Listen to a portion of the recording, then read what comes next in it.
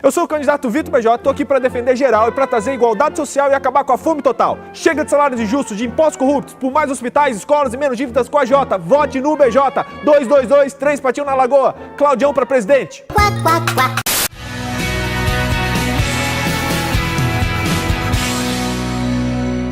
E aí galera, vocês já viram que hoje eu vim cheio de promessas, não é verdade? Pois é, pra quem não sabe, eu sou natural de Brasília e cresci indo visitar o Planalto Central, a Praça dos Três Poderes, os ministérios. Direto, a escola organizava algum passeio para esses lugares. Teve uma vez que eu saí, trombei com o presidente, ou melhor, com o segurança dele. Teve outra vez que a gente teve que parar o jogo porque um político ia descer no campinho de futebol que a gente estava jogando. Teve uma vez que eu trombei com o governador do Distrito Federal e ele jogou ioiô ali que eu tava brincando. Ou seja, era muito comum esse relacionamento que a gente tinha ali com toda a política que acontece em Brasília. Com o tempo eu fui crescendo e percebendo que muitas coisas que aconteciam lá não eram tão justas como as minhas professoras falavam. Pois é, justiça é algo que está em falta hoje em dia. Por isso eu te pergunto, você sabe o que é injustiça? Injustiça é o contrário do que é justo. Ela ocorre toda vez que alguém ultrapassa os limites de direito, ou seja, sempre que a vontade de um é mais valorizada que o direito do outro. Aí ocorre uma injustiça. Eu já sabia. Você já se sentiu injustiçado? Isso é uma injustiça. Acho que como brasileiros, o que a gente mais vem aprendendo nas últimas décadas é como é ruim ser injustiçado. Falando nisso, foi de injustiça que os helenistas estavam acusando os hebreus em Jerusalém após o início da igreja que a gente conversou semana passada. Que coisa absurda. Mas antes de falar sobre isso, é importante vocês entenderem que muitos dos conversos do Pentecostes eram judeus helenistas. Isso é, eram judeus convertidos do mundo greco-romano e que agora viviam em Jerusalém e se converteram ao judaísmo. O que diferenciava os judeus helenistas dos judeus hebreus era a língua, as questões culturais e, em especial, a sua atitude inclusiva. Os judeus helenistas, eles eram mais inclusivos, visto que eles mesmos haviam sido aceitos na fé judaica, ou seja, eles eram mais abertos, mais de boa. E lá em Atos 6, Lucas conta que os helenistas começaram a reclamar com os discípulos que as viúvas do povo dele estavam sendo desprezadas pelos hebreus. Mentira. Essa queixa era em relação à distribuição dos auxílios oferecidos ao povo, ou seja, como que um Bolsa Família daquela época. Vendo isso, os discípulos decidiram tomar uma atitude. Sendo eles apenas 12 pessoas, não podiam cuidar do ministério e dessas responsabilidades sociais. Por isso, eles deram uma de poder judiciário e, vendo que as leis não estavam sendo cumpridas, pediram que os helenistas escolhessem 7 homens para servir a comunidade. Agora ficou bom, né? E olha, digamos que essa escolha foi feita através de um voto indireto ao contrário, entendeu? O conselho escolheu e depois a decisão passou para ser aprovada pela comunidade. Foi aí que surgiu uma espécie de Câmara Municipal da igreja, com pessoas que representariam e cuidariam da congregação. E a gente não pode se esquecer que haviam critérios muito claros para que esses candidatos fossem escolhidos. Por exemplo, em Atos 6, verso 3, diz que eles deveriam ter uma reputação honrosa, ser cheios do Espírito e ter uma grande sabedoria. Depois dessa nomeação, o evangelho continuou se espalhando com mais força ainda, e o crescimento da igreja despertou a inveja da oposição. E o primeiro que sofreu com isso foi um homem chamado Estevão. Lucas descreve que ele era um homem cheio de fé e cheio de poder também. Talvez por isso ele foi acusado de blasfemar contra Moisés e contra Deus, simplesmente porque o seu entendimento a respeito do evangelho era muito maior do que o dos líderes judeus. Gente, o cara era sábio demais, era tipo o líder dos sonhos do brasileiro.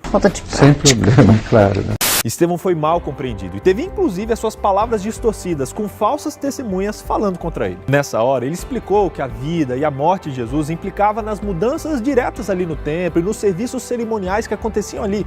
Por exemplo, a circuncisão. Ele entendeu e explicou que a morte de Jesus significava o fim de todo o sistema cerimonial do templo.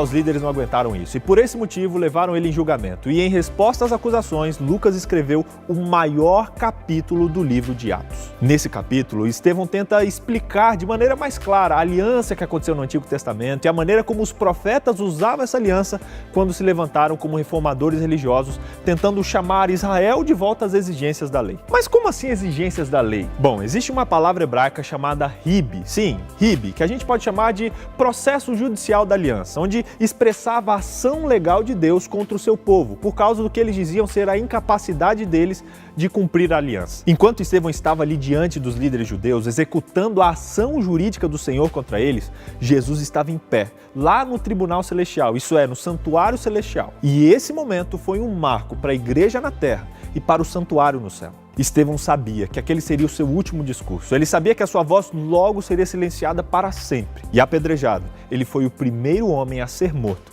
em defesa de sua fé. O momento que me faz arrepiar é que a Bíblia diz que antes de morrer, ele orou por aqueles que estavam executando ele. E o pior que isso é que Saulo estava presente, ele foi um dos que estimulou a execução de Estevão e, por fim, posteriormente, se tornou um dos maiores líderes do cristianismo.